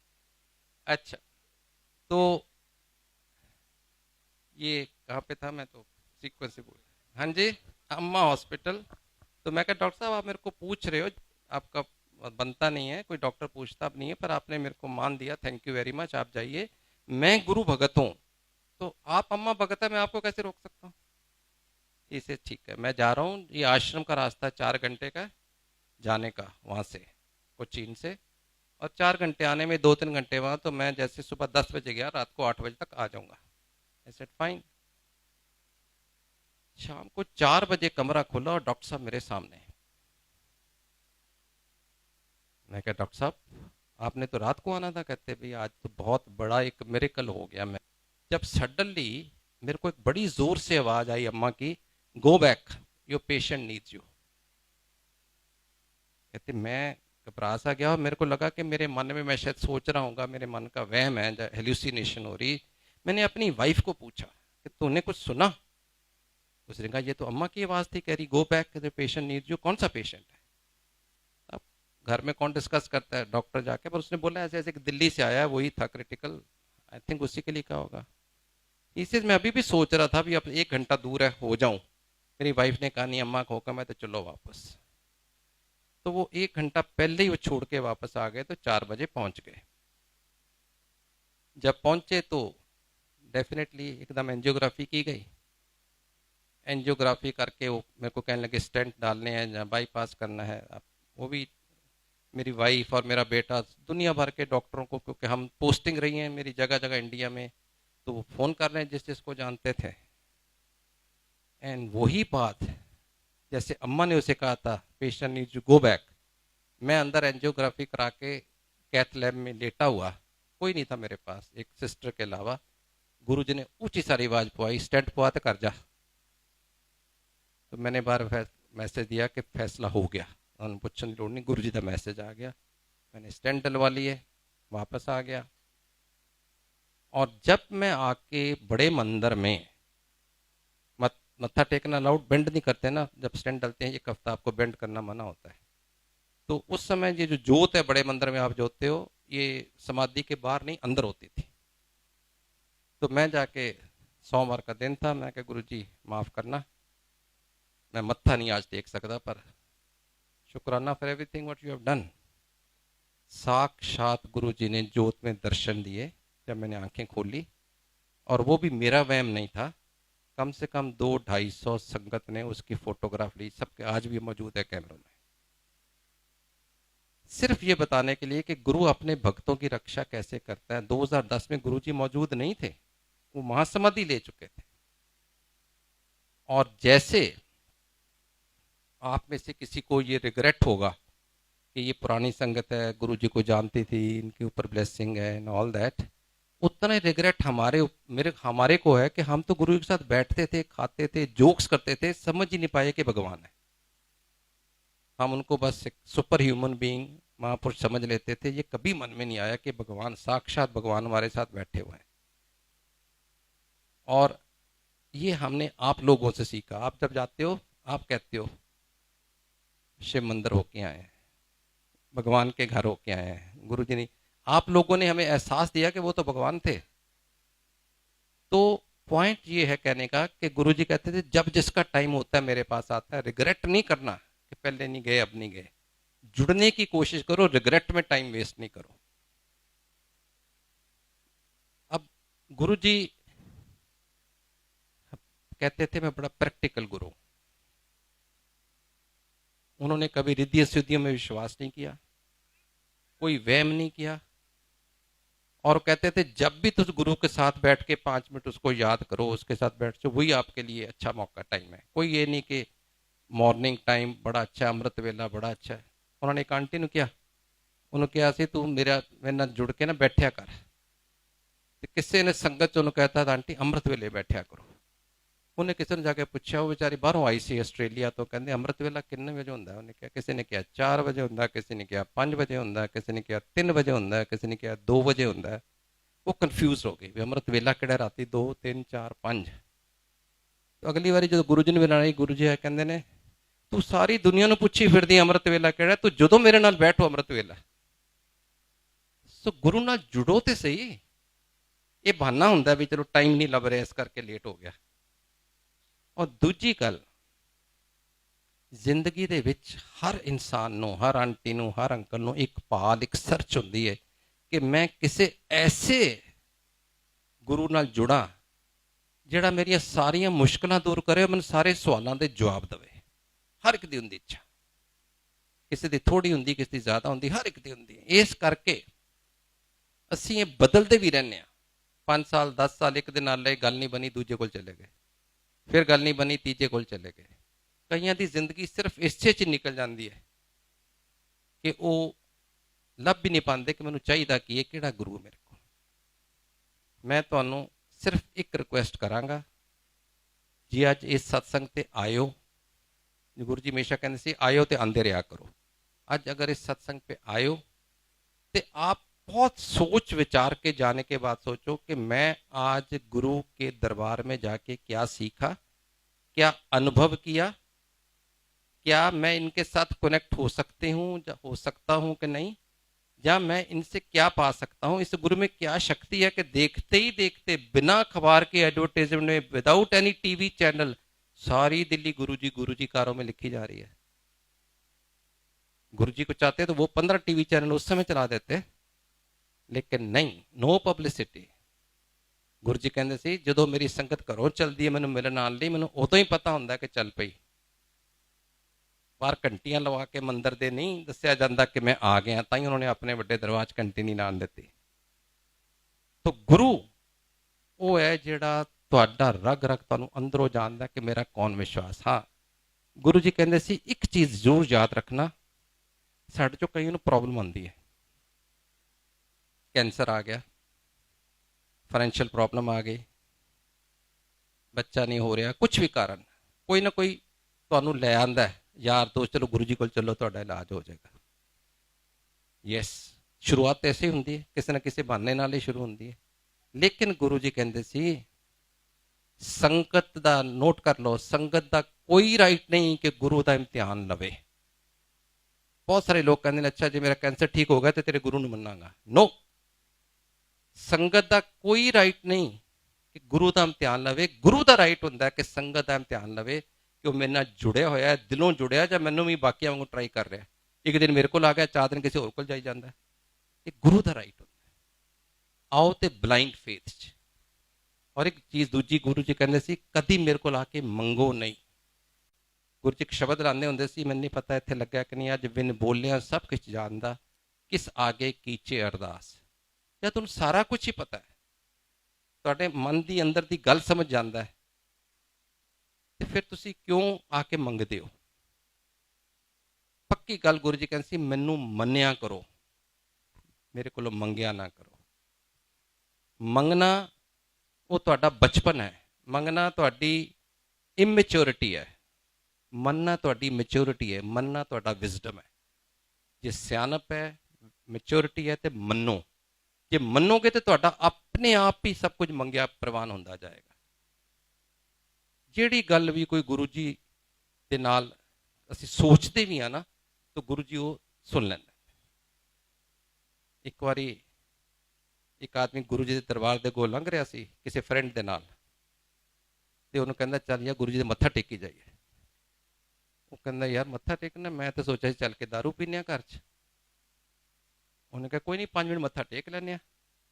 ਉਹ ਅੰਦਰ ਗਏ ਤੇ ਅਬ ਗੁਰੂ ਜੀ ਜਾਣ ਹੀ ਜਾਣ, ਉਹਨਾਂ ਨੇ ਬਿਠਾ ਲਿਆ। ਉਹ ਉੱਠ ਕੇ ਕਹਿੰਦੇ ਅੱਛਾ ਗੁਰੂ ਜੀ ਚੱਲੇ ਆ, ਇਜਾਜ਼ਤ ਲੈ ਕੇ ਜਾਣਾ। ਅੱਜ ਕੱਲ੍ਹ ਵੀ ਮੰਦਰ 'ਚ ਅਨਾਊਂਸ ਕਰੀ ਦੇਣਾ, ਜਿੱਥੇ ਖੜੇ ਹੋ ਉੱਥੋਂ ਇਜਾਜ਼ਤ ਲੈ ਲਓ, ਕਿਉਂਕਿ ਉਦੋਂ ਥੋੜੀ ਸੰਗਤ ਸੀ, ਆ ਕੇ ਇਜਾਜ਼ਤ ਲੈਂਦੇ ਸੀ। ਉਹਨੇ ਬਿਠਾ ਲਿਆ, ਲੰਗਰ ਖਾ ਕੇ ਜਾਈ ਨਾ। ਉਹ ਵਿਚਾਰਾ ਬੋਲੋ ਜਗ੍ਹਾ, ਜਿਹੜਾ ਦੋਸਤ ਉਹਦਾ ਗਾਲਾਂ ਕੱਢੇ ਉਹਨੂੰ ਅੰਦਰੋਂ। ਐਨੀਵੇ ਉਹ ਜਾਂਦੀ ਵਾਰੀ ਉਹਨੂੰ ਉੱਥੇ ਕਿਸੇ ਸੇਵਾਦਾਰ ਨੇ ਲੋਕਟ ਦੇ ਦਿੱਤਾ। ਉਹਨਾਂ ਦੇ ਬੜਾ ਰੇਅਰ ਮਿਲਦਾ ਹੁੰਦਾ ਸੀ। ਉਹ ਚਲੇ ਗਏ ਤੇ ਉਹਦਾ ਫਰੈਂਡ ਕਹਿੰਦਾ ਯਾਰ ਅੱਜ ਤਾਂ ਦਾਰੂ ਦਾ ਮੂਡ ਸੀ, ਕਹਿੰਦਾ ਕੋਈ ਗੱਲ ਨਹੀਂ ਚੱਲ ਕੇ ਪੀਨੇ ਆ, ਫਿਰ ਕਿਉਂ, ਅੰਗਰੇਜ਼ ਵੀ ਪਬ 'ਚ ਰੋਟੀ ਖਾ ਕੇ ਹੀ ਜਾਂਦੇ ਨੇ। ਉਹ ਚਲੇ ਗਏ ਆਪਣੇ ਘਰ ਜਾ ਕੇ, ਜਦੋਂ ਦਾਰੂ ਪੀਣ ਗਏ ਉਹ ਲੋਕਟ ਅੱਗੇ ਆ ਗਿਆ। ਉਹਨੇ ਨਵਾਂ ਨਵਾਂ ਲਿਆ ਸੀ, ਉੱਥੇ ਉਹਨੂੰ ਸ਼ਰਮ ਜਿਹੀ ਆਈ, ਉਹਨੇ ਲਾਇਆ, ਪੁੱਠਾ ਕਰਕੇ ਸਾਈਡ ਤੇ ਰੱਖਤਾ ਗੁਰੂ ਜੀ ਨੂੰ, ਤੇ ਆਪਣੀ ਕਾਰਵਾਈ ਸ਼ੁਰੂ ਕਰਤੀ। ਅਗਲੇ ਹਫਤੇ ਜਦੋਂ ਗੁਰੂ ਜੀ ਕੋਲ ਗਿਆ ਤੇ ਗੁਰੂ ਜੀ ਕਹਿੰਦੇ ਕਿਉਂ ਬਈ, ਜੇ ਗੁਰੂ ਨੂੰ ਪੁੱਠਾ ਕਰਦੇ ਉਹਨੂੰ ਪਤਾ ਨਹੀਂ ਲੱਗਦਾ ਮੈਂ ਦਾਰੂ ਪੀਣਾ ਪਿਆ। ਸੋ ਇਸ ਕਰਕੇ ਬਿਨ ਬੋਲਿਆ ਸਭ ਕੁਝ ਜਾਣਦਾ, ਕਿਸ ਆਗੇ ਕੀਚੇ ਅਰਦਾਸ। ਤੁਹਾਨੂੰ ਕੋਈ ਚੀਜ਼ ਕਹਿਣ ਦੀ ਲੋੜ ਨਹੀਂ ਪੈਂਦੀ, ਗੁਰੂ ਸਾਰਾ ਕੁਝ ਤੇ ਜਾਣਦਾ ਹੈ। ਔਰ ਅਗਰ ਤੁਸੀਂ ਗੁਰੂ ਦੇ ਨਾਲ ਜੁੜ ਜਾਓ ਤੇ ਐਂਡ ਕੋਈ ਨਹੀਂ। ਇੱਕ ਛੋਟਾ ਜਿਹਾ ਸਤਸੰਗ ਆਂਟੀ ਨੇ ਕਿਹਾ, ਮੈਂ ਚੰਡੀਗੜ੍ਹ ਪੋਸਟ ਹੋ ਕੇ ਗਿਆ ਸੀ ਪੂਨੇ ਤੋਂ 2001 'ਚ, ਉਦੋਂ ਹੀ ਗੁਰੂ ਜੀ ਨਾਲ ਜੁੜਿਆ ਸੀ। 2002 ਦੇ ਵਿੱਚ ਮੇਰਾ ਜਨਮ ਦਿਨ ਸੀ, ਦਿਲ ਕੀਤਾ ਗੁਰੂ ਜੀ ਨੂੰ ਬੁਲਾਵਾਂ। ਇਹ ਕਹਿ ਰਹੇ ਹੋ। ਅਬ ਮੈਂ ਕਿਸੇ ਨੂੰ ਜਾ ਕੇ ਪੁੱਛਿਆ, ਮੈਂ ਕਿਹਾ ਗੁਰੂ ਜੀ ਕਿਸ ਦੇ ਘਰ ਜਾਂਦੇ ਨੇ? ਉਹ ਕਹਿੰਦਾ ਜੀ ਹਾਂ ਜ਼ਰੂਰ ਜਾਂਦੇ ਨੇ। ਮੈਂ ਕਿਹਾ ਕਿਵੇਂ ਬੁਲਾਈਦਾ? ਉਹ ਕਹਿੰਦਾ ਜੀ ਦਿਲ ਨਾਲ। ਅਬ ਇਹ ਤੇ ਬੜਾ ਅਜੀਬ ਜਿਹਾ ਲੱਗਾ ਵੀ ਦਿਲ ਨਾਲ ਤੇ ਬੜਾ ਰਿਲੇਟਿਵ ਟਰਮ ਹੋ ਗਈ। ਐਨੀਵੇ ਮੈਂ ਤੇ ਮੇਰੀ ਵਾਈਫ ਚੰਡੀਗੜ੍ਹੋਂ ਗੱਡੀ ਲੈ ਕੇ ਸ਼ਾਮੀ ਜਲੰਧਰ ਪਹੁੰਚ ਕੇ, ਗੁਰੂ ਜੀ ਉਹਨਾਂ ਦੇ ਜਲੰਧਰ ਆਏ ਹੋਏ ਸੀ, ਤੇ ਅਸੀਂ ਜਾ ਕੇ ਇਹੋ ਹੀ ਕਹਿ ਕੇ ਗਏ ਵੀ ਗੁਰੂ ਜੀ ਨੂੰ ਰਿਕੁਐਸਟ ਕਰਾਂਗੇ ਸਾਡੇ ਘਰ ਆਉਣ ਜਨਮ ਦਿਨ ਤੇ। ਅਬ ਚੰਡੀਗੜ੍ਹੋਂ ਜਲੰਧਰ 2 ਘੰਟੇ ਦਾ ਰਸਤਾ ਹੈ। ਜਦੋਂ ਜਲੰਧਰ ਆਉਣ ਲੱਗਾ ਨਾ, ਤੇ ਫਿਰ ਸਾਡੇ ਮਨ 'ਚ ਹੋ ਰਹੇ ਜੇ ਗੁਰੂ ਜੀ ਗੁੱਸਾ ਕਰਨ, ਤੂੰ ਕੀ ਸਮਝਦਾ ਆਪਣੇ ਆਪ ਨੂੰ, ਤੂੰ ਅਫਸਰ ਹੋਏਗਾ ਆਪਣੇ ਘਰ, ਮੈਂ ਐਸਾ ਥੋੜਾ ਕਿਸੇ ਘਰ ਚਲੇ ਜਾਣਾ, ਤੇਰੀ ਹਿੰਮਤ ਕਿਵੇਂ ਪਈ ਮੈਨੂੰ ਪੁੱਛਣ ਦੀ? ਮਤਲਬ ਹਰ ਤਰ੍ਹਾਂ ਦੇ ਨੈਗੇਟਿਵ ਪੋਜ਼ਿਟਿਵ ਸਾਰੇ ਮਨ 'ਚ ਖਿਆਲ ਆਈ ਜਾਣ। ਡਰ ਵੀ ਲੱਗੇ ਕਿ ਹੁਣ ਗੁਰੂ ਜੀ ਨਾਲ ਕਦੀ ਇੰਨੇ, ਮਤਲਬ ਗੁਰੂ ਜੀ ਨਾਲ ਜਦੋਂ ਆਪਣੇ ਮੂਡ 'ਚ ਹੋਣ, ਅਸੀਂ ਆਪਣੇ ਆਪ ਜਾ ਕੇ ਲਿਬਰਟੀ ਤੇ ਲੈ ਹੀ ਨਹੀਂ ਸਕਦੇ ਗੁਰੂ ਨਾਲ। ਅਸੀਂ ਖੈਰ ਉੱਥੇ 6:30 ਸਵਾ 6 ਪਹੁੰਚ ਗਏ। 7 ਵਜੇ ਗੁਰੂ ਜੀ ਦਾ ਸਿੰਘਾਸਨ ਤੇ ਬੈਠਣ ਦਾ ਟਾਈਮ ਹੁੰਦਾ ਸੀ। ਮੈਂ ਜਾ ਕੇ ਉੱਥੇ ਗੱਡੀ ਪਾਰਕ ਹੀ ਕੀਤੀ, ਇੱਕ ਸੇਵਾਦਾਰ ਆ, ਕਹਿੰਦਾ ਨਾਰੰਗ ਅੰਕਲ ਹੋ? ਮੈਂ ਕਿਹਾ ਹਾਂਜੀ। ਗੁਰੂ ਜੀ ਅੰਦਰ ਬੁਲਾ ਰਹੇ ਨੇ। ਮੈਂ ਕਿਹਾ ਯਾਰ ਉਹਨੂੰ ਕਿਵੇਂ ਪਤਾ ਲੱਗ ਗਿਆ? ਫਿਰ ਮੈਂ ਸੋਚਿਆ ਚਲੋ ਸਰਕਾਰੀ ਗੱਡੀ ਹੈ, ਨਾਲ ਉਹ ਫੋਰਸ ਹੁੰਦੀ ਹੈ, ਤੇ ਮੈਂ ਕਿਹਾ ਪਛਾਣ ਗਏ ਹੋਣਗੇ। ਐਨੀਵੇ ਮੇਰੀ ਬੇਵਕੂਫੀ ਸੀ। ਅੰਦਰ ਗਏ, ਗੁਰੂ ਜੀ ਨੇ ਬਿਠਾ ਲਿਆ, ਮੰਜੀ ਤੇ ਬੈਠੇ ਸੀ, ਮੈਂ ਤੇ ਮੇਰੀ ਵਾਈਫ ਥੱਲੇ ਬਹਿ ਗਏ। ਚਾਏ ਪ੍ਰਸ਼ਾਦ ਆ ਰਿਹਾ, ਪਕੌੜੇ ਆ ਰਹੇ ਨੇ, ਪਨੀਰ ਦੇ, ਜਲੇਬੀ, ਸਮੋਸਾ ਖਵਾਏ ਗਏ। 6:45 ਵਜ ਗਏ। ਮੈਂ ਵਾਈਫ ਨੂੰ ਕਿਹਾ, ਮੈਂ ਕਿਹਾ ਪੁੱਛ ਗੁਰੂ ਜੀ ਨੂੰ ਆਉਣ ਲਈ, ਉੱਥੇ ਜਾ ਕੇ ਬੈਠ ਕੇ ਤੇ ਫਿਰ ਕਿਵੇਂ ਗੱਲ ਕਰਾਂਗੇ? ਉਹ ਮੈਨੂੰ ਚੁੰਡੀ ਮਾਰੇ, ਤੁਸੀਂ ਪੁੱਛੋ। ਡਾਰੇ ਲੱਗੇ ਕੋਈ ਗੁੱਸਾ ਨਾ ਕਰਨ, ਅਸੀਂ ਇੱਕ ਦੂਜੇ ਨੂੰ ਦੇਖ ਕੇ ਜਾਈਏ, ਚੁੰਡੀਆਂ ਮਾਰੇ ਜੇ ਹਿੰਮਤ ਨਾ ਪਏ। ਐਨ ਗੁਰੂ ਜੀ ਕਹਿੰਦੇ ਨੇ ਕਿਉਂ ਨਾਰੰਗ ਆਂਟੀ ਬੋਲਦੀ ਨਹੀਂ ਪਈ? ਘਰ ਵਾਲੇ ਦਾ ਜਨਮ ਦਿਨ ਹੈ, ਬੁਲਾਣਾ ਹੀ ਹੈ ਮੈਨੂੰ। ਅਸੀਂ ਤੇ ਬਿਲਕੁਲ ਹੀ ਹਾਂਜੀ ਗੁਰੂ ਜੀ ਕਿਹੜੀ ਤਰੀਕ ਹੈ? ਫਲਾਣੀ ਤਰੀਕ ਹੈ, ਮੈਂ ਆਵਾਂਗਾ। ਠੀਕ, ਹੁਣ ਗੁਰੂ ਜੀ ਨੇ ਆਉਣਾ ਸੀ, ਫੈਸਲਾ ਹੋ ਗਿਆ।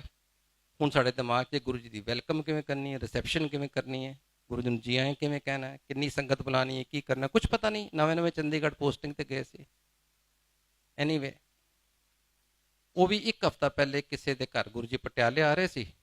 ਉਹਨੇ ਮੈਨੂੰ ਫੋਨ ਕੀਤਾ ਕਿ ਮੈਂ ਤੁਹਾਨੂੰ ਜਾਣਦਾ ਤਾਂ ਨਹੀਂ, ਪਰ ਗੁਰੂ ਜੀ ਮੇਰੇ ਘਰ ਆ ਰਹੇ ਨੇ, ਜੇ ਤੁਸੀਂ ਆਓ। ਅਸੀਂ ਬੜੇ ਖੁਸ਼ ਹੋ ਗਏ, ਪਤਾ ਲੱਗ ਜਾਏਗਾ ਕਿਵੇਂ ਵੈਲਕਮ ਕਰਨੀ। ਉਹਨੇ 9 ਦਾ ਟਾਈਮ ਦਿੱਤਾ ਸੀ, ਸਵੇਰੇ 7, 7:30 ਹੀ ਪਹੁੰਚ ਗਏ ਵੀ ਚਲੋ ਸਾਰਾ ਕੁਝ ਸਿੱਖਾਂਗੇ। ਬਿਲਕੁਲ ਵਿਆਹ ਵਾਲਾ ਮਾਹੌਲ ਘਰ ਦੇ ਵਿੱਚ, ਫੁੱਲੀ ਫੁੱਲ, ਮਤਲਬ ਡੈਕੋਰੇਸ਼ਨ ਫਸਟ ਕਲਾਸ। ਖੈਰ ਅਸੀਂ ਸਾਰਾ ਕੁਝ ਸਿੱਖਾਏ ਗੁਰੂ ਨੂੰ ਕਿਵੇਂ ਰਿਸੀਵ ਕਰਨਾ। ਜਦੋਂ ਅਸੀਂ ਆਏ ਸਾਡੇ ਘਰ ਗੁਰੂ ਜੀ, ਤੇ 100-150 ਆਦਮੀ ਦਾ ਅਸੀਂ ਅਰੇਂਜਮੈਂਟ ਕੀਤਾ ਸੀ, ਕਿਉਂਕਿ ਮੈਂ ਉੱਥੇ ਆਫਿਸਰਸ ਕਾਲੋਨੀ ਵਿੱਚ ਸੀ। ਉੱਥੇ ਸਾਰੇ ਰਹਿੰਦੇ ਸੀ, ਵੱਡੇ ਵੱਡੇ ਡੀਜੀ ਪੁਲਿਸ ਵੀ ਸੀ, ਮਿਨਿਸਟਰ ਵੀ ਸਨ ਪੰਜਾਬ ਗਵਰਨਮੈਂਟ ਦੇ। ਮੈਂ ਕਿਹਾ ਹੁਣ ਮੈਂ ਉਹਨਾਂ ਨੂੰ ਕਹਿ ਤੇ ਆਇਆ, ਪਰ ਨਹੀਂ ਕੋਈ ਆਵੇ ਨਾ ਆਵੇ, ਮੈਂ ਜ਼ਿੰਮੇਵਾਰੀ ਤੇ ਲੈ ਨਹੀਂ ਸਕਦਾ। ਪਰ ਇਹ ਪਤਾ ਲੱਗਾ ਸੀ ਕਿ ਜਦੋਂ ਗੁਰੂ ਜੀ ਨੂੰ ਆਉਂਦੇ ਨੇ, ਆਪੇ ਹੀ ਬਾਈ ਵਰਡ ਆਫ ਮਾਊਥ, ਕੰਨੋ ਕੰਨੀ ਆਵਾਜ਼ ਫੈਲ ਜਾਂਦੀ ਹੈ ਤੇ ਆ ਜਾਂਦੇ ਬੜੀ ਸੰਗਤ। ਤਾਂ ਉਸ ਚੀਜ਼ ਨੂੰ ਨਜ਼ਰ ਰੱਖ ਕੇ 150 ਬੰਦੇ ਦਾ ਹਲਵਾ ਪ੍ਰਸ਼ਾਦ ਮੇਰੀ ਵਾਈਫ ਨੇ ਤਿਆਰ ਕੀਤਾ, ਲੰਗਰ ਕਿਹਾ ਤਿਆਰ। ਉਹ ਜਦੋਂ ਗੁਰੂ ਜੀ ਆਏ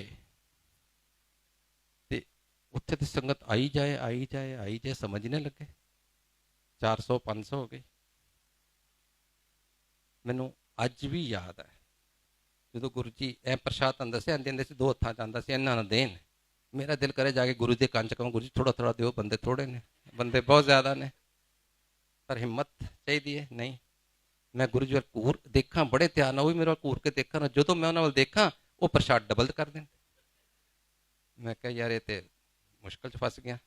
ਪੰਜਾਬ 'ਚ ਵੀ ਕੀ ਸਾਡੇ ਇੱਕ ਇੰਡੀਅਨ ਟ੍ਰੈਡੀਸ਼ਨ ਹੈ, ਜਿਹੜੇ ਨਵੇਂ ਆਉਂਦੇ ਨੇ ਲੋਕ ਸੰਗਤ 'ਚ, ਉਹਨਾਂ ਨੂੰ ਪਤਾ ਨਹੀਂ ਹੁੰਦਾ, ਜਾਂ ਵੈਸੇ ਵੀ ਕਿਸੇ ਘਰ ਕੋਈ ਪੂਜਾ ਸਤਸੰਗ ਤੇ ਜਾਵੇ, ਮਿਠਾਈ ਦਾ ਡੱਬਾ ਵੀ ਲੈ ਜਾਂਦੇ ਨੇ। ਉਹ 20-25 ਡੱਬੇ ਉਹ ਵੀ ਹੋ ਗਏ ਸੀ ਇਕੱਠੇ, ਦਬਾ ਦਾ ਪਲਟ ਕੇ ਪਰਾਤ 'ਚ ਪਾਤੇ।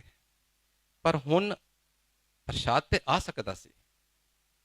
ਮੇਰੇ ਕੋਲ ਫੋਰਸ ਆਫਿਸਰ ਸਨ, ਜਾ ਕੇ ਲਿਆਂਦੇ, ਪਰ ਆਰਾ ਉੱਥੋਂ ਲਿਆਉਣ, ਡੱਬਿਆਂ 'ਚ ਪੈਕ ਕਰਾਉਣ, ਘਰ ਲਿਆ ਕੇ ਦੇਣ ਨੂੰ ਅੱਧਾ ਘੰਟਾ ਤੇ ਚਾਹੀਦਾ ਸੀ ਉਸ ਕੰਮ ਲਈ। ਉਹ ਪ੍ਰਸ਼ਾਦ ਜੋ ਸ਼ੁਰੂ ਹੋ ਜਾਂਦਾ, ਫਿਰ ਵਿੱਚੋਂ ਛੋੜ ਪਾ ਤੇ ਬੜਾ ਅਜੀਬ ਲੱਗਦਾ। ਐਨੀਵੇ ਕੜਾ ਪ੍ਰਸ਼ਾਦ ਤੇ ਖਤਮ ਹੋ ਗਿਆ 150 ਬੰਦੇ 'ਚੋਂ। ਲੱਡੂ ਬਰਫੀ ਜੋ ਵੀ ਆਇਆ ਸੀ ਇਕੱਠੇ ਕਰਕੇ ਦੇ ਦਿੱਤੇ। ਫਿਰ ਜਿਹੜਾ ਆਵੇ ਗੁਰੂ ਜੀ, ਕਿਸੇ ਨੂੰ 6 ਪੀਸ ਲੱਡੂ, ਕਿਸੇ ਨੂੰ 6 ਲੱਡੂ। ਫਿਰ ਮੈਂ ਕਿਹਾ ਗੁਰੂ ਜੀ ਇੱਕ ਇੱਕ ਲੱਡੂ ਦਿਓ। ਮੈਂ ਮਨ 'ਚ ਸੋਚਾਂ ਵੀ ਇਹ ਪੂਰੇ ਨਹੀਂ ਹੋਣੇ, ਸਾਰੀ ਲਾਈਨ ਲੱਗੀ ਹੋਈ ਹੈ, ਪਰ ਕੌਣ ਕਵੇ। ਗੁਰੂ ਜੀ ਇੰਝ ਦਿੰਦੇ ਕਿ ਸੰਗਤ ਚਲਦੀ ਗਈ। ਮੈਂ ਕਿਹਾ ਹੁਣ ਜੋ ਹੋਏਗਾ ਦੇਖੀ ਜਾਏਗਾ, ਆਪੇ ਗੁਰੂ ਜੀ ਸੰਭਾਲਣ। ਮੈਂ ਆਪਣੇ ਆਪ ਨੂੰ ਪਿੱਛੇ ਬਾਹਰ ਕੱਢ ਲਿਆ ਹੈ ਕਿ ਗੁਰੂ ਜੀ ਸੰਗਤ ਜੀ ਹੈ। ਸੰਗਤ ਜੀ ਵਿਸ਼ਵਾਸ ਕਰੋਗੇ ਕਿ ਮੈਂ ਜਦੋਂ ਜਦੋਂ ਉਸ ਪਰਾਤ 'ਚ ਨਜ਼ਰ ਮਾਰੀ, ਉਹ ਲੱਡੂ ਤੇ ਬਰਫੀ ਤੇ ਪ੍ਰਸ਼ਾਦ ਦੀ, ਜਦੋਂ ਜਦੋਂ ਵੀ 50 100 150 200, ਤੁਹਾਨੂੰ ਦੱਸਿਆ 500 ਸੰਗਤ ਆ ਗਈ ਸੀ, 150 ਦਾ ਹਲਵਾ ਪਿਆ ਸੀ। ਜਦੋਂ ਤੱਕ ਉਹਨਾਂ ਨੇ ਜਿੰਨਿਆਂ ਨੂੰ 300 250 ਵੰਡਿਆ, ਬਰਾਤ ਦੇ ਵਿੱਚ ਉਹਨੇ ਦੇ ਉਹਨੇ ਲੱਡੂ ਤੇ ਬਰਫੀ ਪ੍ਰਸ਼ਾਦ ਪਏ ਰਹੇ। ਔਰ ਜਦੋਂ ਗੁਰੂ ਜੀ ਨੇ ਸਾਰੀ ਸੰਗਤ ਨੂੰ ਵੰਡ ਦਿੱਤਾ ਤੇ ਉਹਨੇ ਹੀ ਫਿਰ ਬਚੇ ਰਹੇ। ਇਹ ਮੇਰਾ ਗੁਰੂ ਹੈ। ਇਹ ਚੀਜ਼ਾਂ ਆਪ ਐਕਸਪੀਰੀਅੰਸ ਕੀਤੀਆਂ ਨੇ। ਮੇਰੇ ਹੁਣ ਖੜੇ ਹੋ ਜਾਂਦੇ ਨੇ ਜਦੋਂ ਮੈਂ ਦੇਖ ਕੇ, ਕਿਉਂਕਿ ਸਾਰੀ ਚੀਜ਼ਾਂ ਐਕਸਪੀਰੀਅੰਸ ਕੀਤੀਆਂ ਨੇ, ਸ਼ੇਅਰ ਕਰ ਰਿਹਾ। ਇਹਨਾਂ ਨੇ ਕਿਹਾ ਮਨ ਚ ਨਿਕਲ ਵੀ ਜਾਂਦੀਆਂ ਨੇ, ਹਿਊਮਨ ਬੀਇੰਗ ਆ। ਲੇਕਿਨ ਇੱਕੋ ਗੱਲ ਯਾਦ ਰੱਖੋ, ਜੇ ਇਸ ਗੁਰੂ ਨਾਲ ਜੁੜੋ ਤੇ ਕਿਤੇ ਹੋਰ ਜਾਣ ਦੀ ਲੋੜ ਨਹੀਂ। ਹਾਂ, ਜੁੜਨ ਲਈ ਜੇ ਤੁਹਾਨੂੰ ਟਾਈਮ ਲੱਗ ਰਿਹਾ ਹੈ, ਉਹ ਲੈ ਲਓ। ਪ੍ਰੋਬੇਸ਼ਨ ਤੇ ਉਹ ਹਾਲੀ ਹੋਰ ਸੋਚ ਰਹੇ ਹੋ, ਕਿਸੇ ਨੇ ਕਿਤੇ ਹੋਰ ਪਾਇਆ, ਉੱਥੇ ਜ਼ਰੂਰ ਜਾਣਾ ਹੈ, ਜ਼ਰੂਰ। ਕਈਆਂ ਦੇ ਮਨ 'ਚ ਹੁੰਦਾ ਕਿ ਅਸੀਂ ਫਲਾਣੇ ਭਗਵਾਨ ਨੂੰ ਮੰਨਿਆ, ਪਰ ਉਸੇ ਮੰਦਿਰ 'ਚ ਹੀ ਉੱਥੋਂ ਮਾਨਤਾ, ਦੂਜੇ ਹੋਰ ਕਿਸੇ ਦੇ ਮੰਦਿਰ 'ਚ ਨਹੀਂ ਜਾਂਦੇ। ਕਈ ਤਰ੍ਹਾਂ ਦੇ ਮਨ 'ਚ ਬਰੋਟਅਪ ਹੈ, ਸਾਡੀ ਸੰਸਕਾਰ ਨੇ। ਕੁਛ ਨਹੀਂ ਕਹਿਣਾ ਮੈਂ, ਉਹ ਤੁਹਾਡੀ ਆਪਣੀ ਆਸਥਾ ਹੈ। ਲੇਕਿਨ ਇੱਕ ਵਾਰੀ ਜੁੜ ਜਾਓਗੇ ਫਿਰ ਇੰਨਾ ਕੁਛ ਪਾਓਗੇ ਕਿ ਐਂਡ ਕੋਈ ਨਹੀਂ। ਔਰ ਦੂਜੀ ਗੱਲ, ਜੇ ਮਨ 'ਚ ਕਿਸੇ ਦੇ ਕੋਈ ਸ਼ੱਕ ਹੋਵੇ, ਮੈਂ ਦੱਸ ਦਿਆਂ, ਗੁਰੂ ਜੀ ਨੇ ਕਦੇ ਨਹੀਂ ਕਿਹਾ ਕਿ ਮੇਰੇ ਕੋਲ ਆਏ ਤੇ ਹੋਰ ਕਿਤੇ ਨਾ ਜਾਓ। ਗੁਰੂ ਜੀ ਨੇ ਕਿਹਾ ਸੀ ਕ੍ਰਿਸ਼ਨ ਭਗਵਾਨ ਦੇ ਭਗਤ ਹੋ ਤੇ ਕ੍ਰਿਸ਼ਨ ਭਗਵਾਨ ਦੇ ਮੰਦਿਰ ਜਾਓ, ਗੁਰੂ ਨਾਨਕ ਦੇ ਭਗਤ ਹੋ, ਸਾਈਂ ਬਾਬਾ ਦੇ ਹੋ, ਸ਼ਿਵ ਦੇ, ਜਿਹਦੇ ਵੀ ਉੱਥੇ ਜਾਓ। ਲੇਕਿਨ ਇੱਕ ਚੀਜ਼ ਯਾਦ ਰੱਖੋ, ਗੁਰੂ ਜੀ ਨੇ ਕਿਹਾ ਸੀ ਸਿਰਫ ਇੱਕ ਥਾਂ ਤੇ ਜਾਓ ਔਰ ਫਿਰ ਮੇਰੇ ਕੋਲ ਆਉਂਦੇ ਰਹੋ, ਮੈਂ ਉਸੇ ਰੂਪ ਤੁਹਾਨੂੰ ਦਰਸ਼ਨ ਦਿਆਂਗਾ। ਦਿਨ ਨਹੀਂ, ਮਤਲਬ ਇਹ ਨਹੀਂ ਕਿ ਤੁਸੀਂ ਰੋਜ਼ ਸੋਮਵਾਰ ਫਲਾਣੇ ਦੇ, ਮੰਗਲ ਫਲਾਣੇ, ਜਿਵੇਂ ਸਾਡੇ ਹੁੰਦਾ ਟਿਊਜ਼ਡੇ ਫਲਾਣੇ। ਮੇਰੀ ਆਂਟੀ, ਮੇਰੀ ਵਾਈਫ ਬੜੇ ਫਾਸਟ ਰੱਖਦੀ ਸੀ, ਔਰ ਸਾਡੀ ਪੋਸਟਿੰਗ ਹੁੰਦੀ ਸੀ ਉੱਥੇ ਜਾ ਕੇ ਨਵਾਂ ਕੁਝ ਨਾ ਕੁਝ ਸਿੱਖ ਲੈਣਾ। ਪੰਜਾਬ 'ਚ ਚਲੋ ਹਨੂੰਮਾਨ ਦਾ ਫਾਸਟ ਹੁੰਦਾ, ਬੰਬਈ ਗਏ ਤੇ ਸੰਤੋਸ਼ੀ ਮਾਤਾ ਦਾ ਵੀ ਸ਼ੁਰੂ ਹੋ ਗਿਆ, ਤੇ ਸਾਈਂ ਬਾਬਾ ਦਾ ਵੀ ਹੋ ਗਿਆ, ਵੀਰ ਵੀ ਫਾਸਟ, ਸ਼ੁੱਕਰ ਵੀ ਫਾਸਟ, ਮੰਗਲ ਵੀ ਫਾਸਟ, ਸੋਮਵਾਰ ਸ਼ਿਵ ਜੀ ਦਾ ਫਾਸਟ, ਬੜਾ ਫਾਸਟ ਰੱਖਦੇ। ਜਦੋਂ ਅਸੀਂ ਗੁਰੂ ਜੀ ਦੇ ਦਰਬਾਰ 'ਚ ਜੁੜੇ, ਹੁਣ ਸਾਨੂੰ ਪਲੀਜ਼ ਸਾਇਲੈਂਟ, ਮੈਂ ਸੌਰੀ ਮੈਂ ਜ਼ਿਆਦਾ ਟਾਈਮ ਲੈ ਗਿਆ, ਪਰ ਪਲੀਜ਼ ਸਾਇਲੈਂਟ 2 ਮਿੰਟ ਬਸ ਲਵਾਂਗਾ। ਤੇ ਉਹ ਇੱਕ ਵਾਰੀ ਸ਼ੁੱਕਰਵਾਰ ਮੈਂ ਦਿੱਲੀ ਟੂਰ ਤੇ ਆ ਰਿਹਾ ਸੀ, ਵਾਈਫ ਤੇ ਮੈਂ ਮੰਦਰ ਗਏ। ਹੁਣ ਸ਼ੁੱਕਰਵਾਰ ਦੇ ਦਿਨ ਉਹ ਨਹੀਂ ਖਾਂਦੇ ਨਾ ਖੱਟਾ ਕੁੱਟਾ, ਤੇ ਮੈਂ ਵਾਈਫ ਨੂੰ ਕਿਹਾ ਕੀ ਕਰੋਗੇ? ਕਹਿੰਦੀ ਮੈਂ ਸੰਭਾਲ ਲਾਂਗੀ। ਉਹਨੇ 4 ਬੰਦਿਆਂ ਦਾ ਲੰਗਰ ਹੁੰਦਾ ਸੀ, ਉਹਨੇ ਕਿਸੇ ਨੂੰ ਕੁਝ ਕਿਉਂ ਨਾ ਆਪਣੀ ਰੋਟੀ ਪਾਣੀ ਨਾਲ ਲੈ ਲਈ। ਠੀਕ ਹੈ ਜੀ, ਬੜੇ ਖੁਸ਼ ਹੋ ਕਿ ਮੈਂ ਆਪਣਾ ਕੰਮ ਚਲਾ ਲਿਆ। ਜਾ ਕੇ ਮੱਥਾ ਟੇਕ ਲੱਗੇ, ਗੁਰੂ ਜੀ ਕਹਿੰਦੇ ਬਹਿ ਜਾਓ। ਅਸੀਂ ਬਹਿ ਗਏ, ਸਾਰੀ ਸੰਗਤ ਚਲੀ ਗਈ, ਸਾਨੂੰ ਬਿਠਾ ਲਿਆ। ਮੈਨੂੰ ਕਹਿੰਦੇ ਨਾਰੰਗ ਅੰਕਲ ਇੱਕ ਗੱਲ ਕਹਾਂ। ਮੈਂ ਕਿਹਾ ਦੱਸੋ ਜੀ। ਕਿ ਤੇਰੀ ਵਾਈਫ ਨੇ ਬੜੇ ਅਕਾਊਂਟ ਖੋਲੇ ਹੋਏ ਨੇ। ਮੈਂ ਕਿਹਾ ਗੁਰੂ ਜੀ ਦਾ ਇੱਕੋ ICICI ਬੈਂਕ 'ਚ ਅਕਾਊਂਟ ਹੈ, ਇਹਦੇ ਕਿੱਥੇ ਖੋਲੇ ਨੇ? ਕਹਿੰਦੇ ਨੂੰ ਪੁੱਛੋ, ਸੋਮਵਾਰ ਦਾ ਅਕਾਊਂਟ, ਮੰਗਲਵਾਰ ਦਾ ਅਕਾਊਂਟ, ਵੀਰਵਾਰ ਦਾ ਅਕਾਊਂਟ, ਸ਼ੁੱਕਰਵਾਰ ਦਾ ਅਕਾਊਂਟ। ਮੈਂ ਚੁੱਪ। ਕਹਿੰਦੇ ਇਹਨਾਂ 'ਚ ਕੁਝ ਨਹੀਂ ਪਿਆ, ਇਹ ਸਿਰਫ ਭਟਕਣਾ ਹੈ। You Kant decide. ਤੁਹਾਨੂੰ ਚਾਹੀਦਾ ਕਿ ਲਾਈਫ 'ਚ ਤਾਂ ਤੁਸੀਂ ਇਹ ਜ਼ਿਆਦਾ ਕਰਦੇ ਹੋ, ਆਂਟੀਆਂ ਜ਼ਿਆਦਾ ਕਰਦੀਆਂ ਨੇ। ਤੇ ਜੇ ਤੁਸੀਂ ਆਪਣੇ ਮਨ ਨਾਲ ਸੋਚੋ, ਇੱਕ ਡੰਗ ਨਾ ਰੋਟੀ ਖਾ ਕੇ ਭਗਵਾਨ ਨੂੰ ਬੜਾ ਖੁਸ਼ ਕਰ ਲਿਆ, ਰਾਤੀ ਉਹਨੂੰ ਕਹੋ ਵੇਖੋ ਮੈਂ ਤੇਰੇ ਲਈ ਕਿੰਨਾ ਸੈਕਰੀਫਾਈਸ ਕੀਤੀ, ਮੈਨੂੰ ਕੁਝ ਮਿਲਣਾ ਚਾਹੀਦਾ ਹੈ, ਤੁਹਾਡੀ ਓਵਰ ਐਕਸਪੈਕਟੇਸ਼ਨ ਹੈ। ਇਹ ਕੋਈ ਗੱਲ ਹੈਗੀ ਹੈ? ਇਹ ਭਟਕਣਾ। ਕਿਸੇ ਨਾਲ ਜੁੜੋ। ਮੇਰੀ ਵਾਈਫ ਬੜੇ ਪਿਆਰ ਨਾਲ ਕਹਿੰਦੇ ਗੁਰੂ ਜੀ ਮੈਨੂੰ ਗੱਲ ਸਮਝ ਆ ਗਈ, ਅੱਜ ਮੇਰੇ ਨਾਲ 11ਵਾਂ ਹੈਗਾ, 16 ਕੁਝ ਹੁੰਦੇ ਨੇ ਸ਼ਾਇਦ, ਤੇ ਮੈਂ 5 ਹੋਰ ਕਰਕੇ ਛੱਡ ਦਿਆਂਗੇ। ਗੁਰੂ ਜੀ ਕਹਿੰਦੇ ਮਹਾਂਪੁਰਸ਼ ਬਾਰ-ਬਾਰ ਨਹੀਂ ਕਹਿੰਦੇ, ਇੱਕੋ ਵਰਡ, ਗੱਲ ਖਤਮ। ਅਸੀਂ ਘਰ 'ਚ ਕਈ ਵਾਰੀ ਕਹਿ ਚੁੱਕੇ ਸੀ ਕਿ ਇੰਨੇ ਵਰਤ ਨਾ ਰੱਖੋ, ਬਟ ਐਨੀਵੇ ਇੱਕ ਪਰਸਨਲ ਚੀਜ਼ ਹੈ।